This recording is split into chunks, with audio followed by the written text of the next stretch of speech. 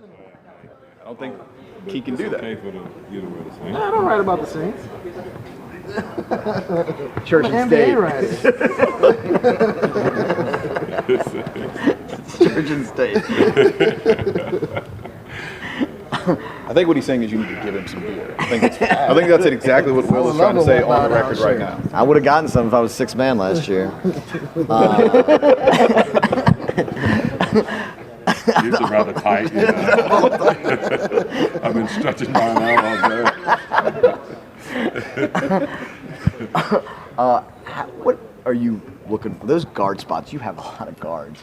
How do you kind of determine minutes for these guys, and how do you figure out a way to – there's going to be nights where guys don't play. How do you sort of operate that as you go into the season? I mean, we talked about it the other day. It's just the way it is. You know, we got, you know, really 14 real reliable players. And, you know, there's no way you can play 14 guys. We talked about that. And it's going to be a situation where, you know, some nights guys are not going to play. And for us to be a really good team, you're going to have to accept that with the understanding that, you know, there's going to be some nights that the other guy's not going to play. So there's no way of getting around it. So we do have a lot of players that are very similar skill-wise,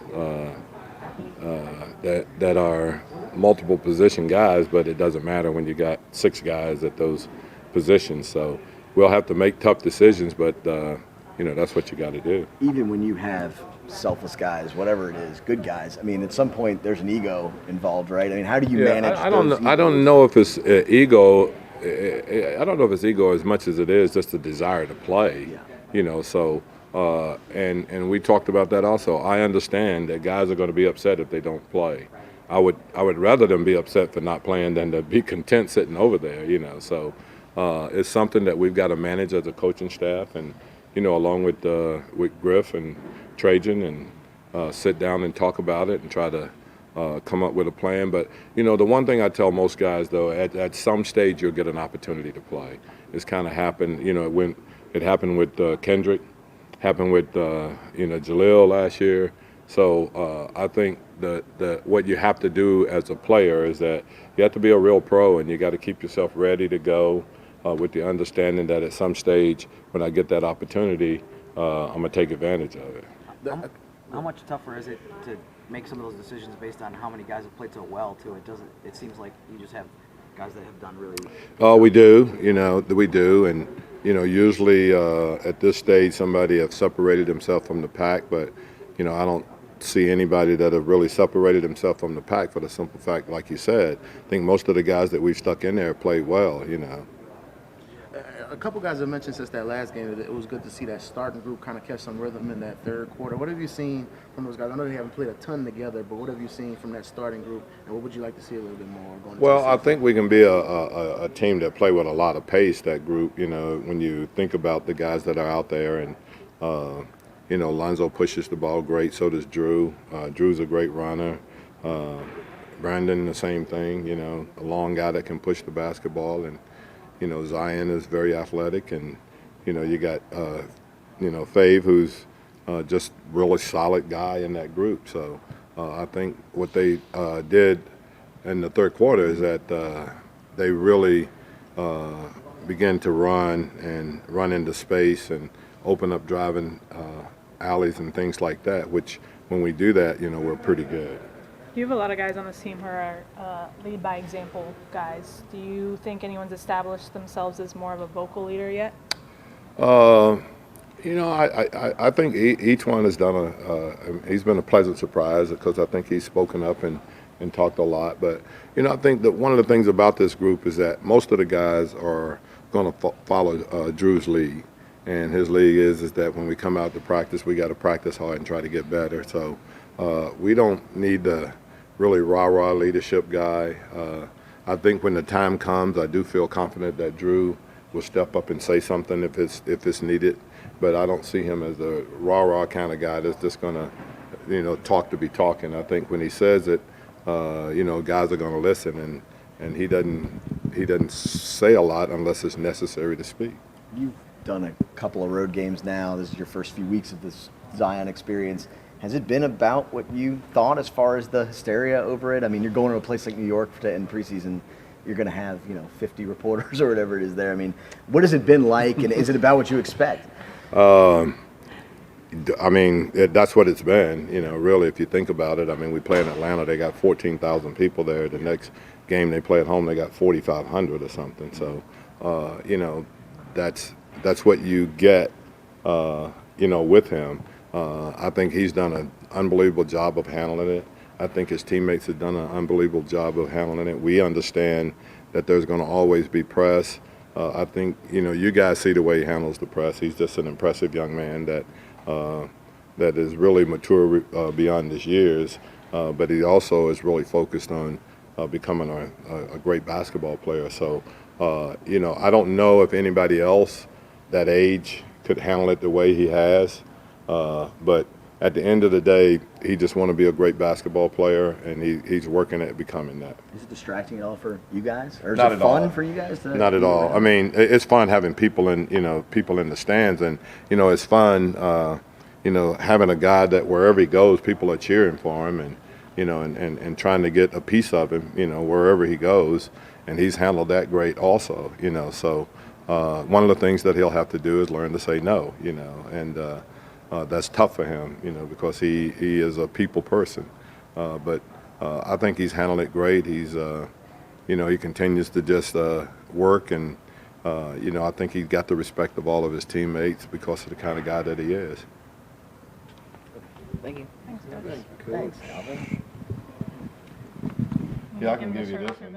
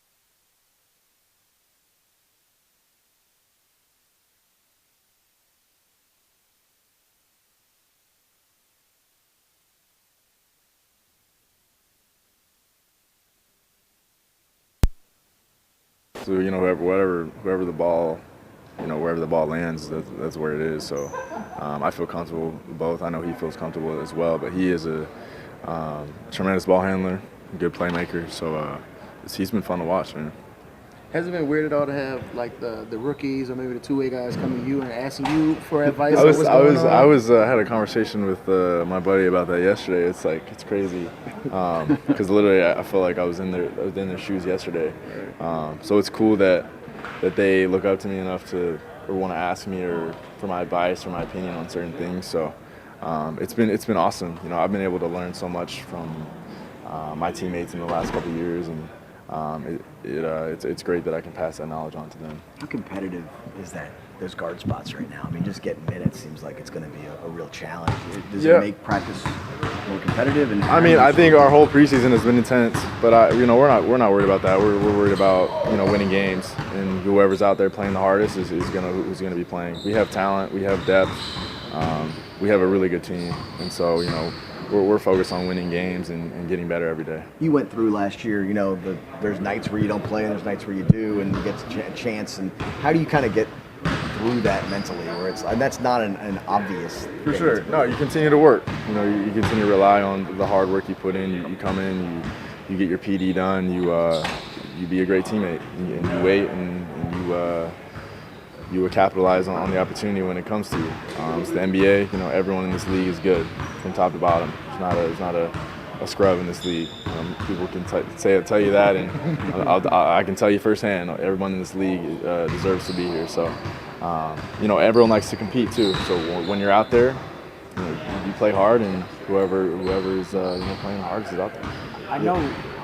I know you and the coaches have both talked about how your shot has improved. Mm-hmm. Is there an element to it that you changed or something? Is it confidence? I've really been in the gym, man. Just working, making sure, I stay consistent with my routines, and just getting shots up. I think it's going to continue to get better and better. I know as I work harder and put more time in, it's going to get better over time.